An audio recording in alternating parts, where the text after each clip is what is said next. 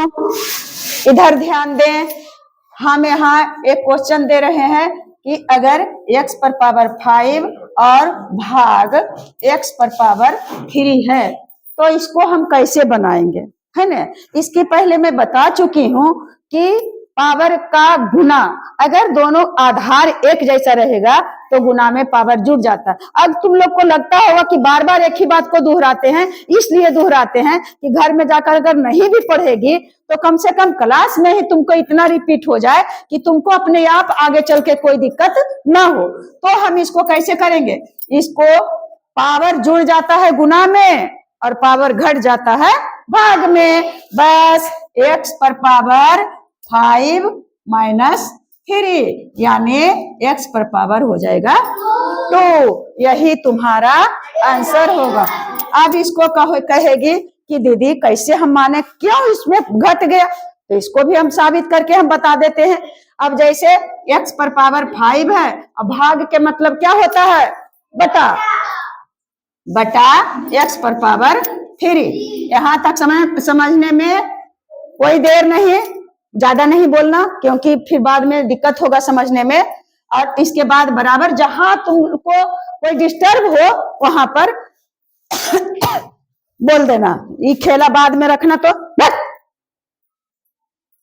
अब देखो, बटा के ऊपर x पर पावर 5 है यानी x गुने x गुने x गुने x, 1 2 3 4। ये हम x पर पावर 5 को लिखे हैं तो इसमें समझने में कोई दिक्कत है। और बटा है तो फिर बटा दे दिए बेटा। अब x पर पावर 3 है तो x गुने x गुने x, अगर ई दे दिए तो समझने में कोई दिक्कत।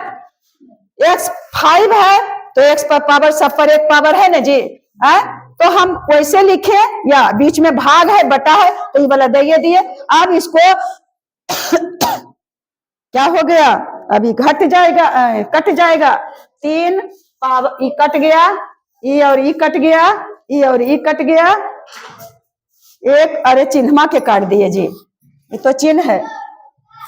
1 2 3, 3 को काट दिए, 1 2 3 और बच गया क्या चीज, 2 यानी x गुने x बच गया यानी x पर पावर 2। देखो x पर पावर 2 आया है कि नहीं, आया है।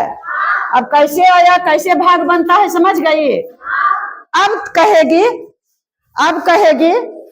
कि दीदी ठीक है, अगर यहाँ पावर ऐसे था तब तो सही है कि घटा दिए, लेकिन अगर दूसरा उदाहरण हम यहाँ पेश करते हैं बाबू कि अगर x पर पावर 3 है और भाग x पर पावर 5 है, तब हम क्या करेंगे। x पर पावर 3 है और भाग x पर पावर 5 है, तो फिर हम वही करेंगे। तो क्या करेंगे बाबू, तो x पर पावर 3 और -5 होगा ने, घेर दिए जैसा।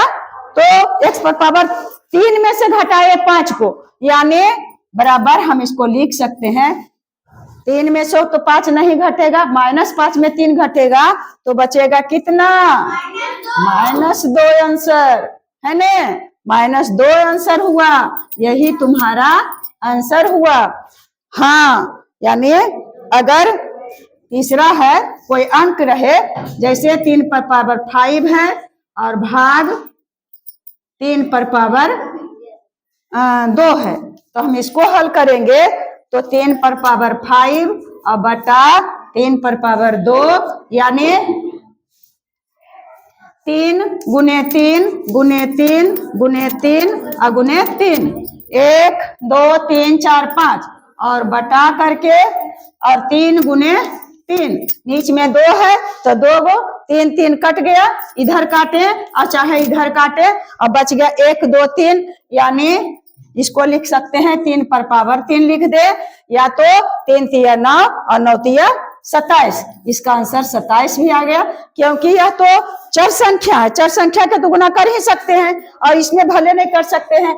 तो अब हम हल्का फल्का समझ गए होंगे कि पावर में एक जैसा अगर रहेगा तो पावर क्या होता है, घट जाता है।